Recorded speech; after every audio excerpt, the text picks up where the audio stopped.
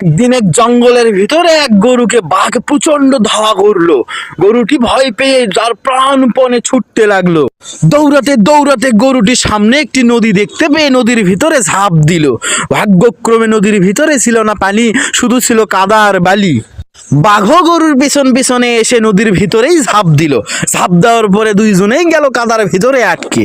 তখন বাঘ গরুকে বলল, তুই কেন এই কাদার ভিতরে নামলি? তুই যদি ডাঙায় থাকতি, কত মজা করে কত আয়েশ করে তোকে খাইতে পারতাম। এখন তো আর আমি মজা করে খাইতে পারবো না।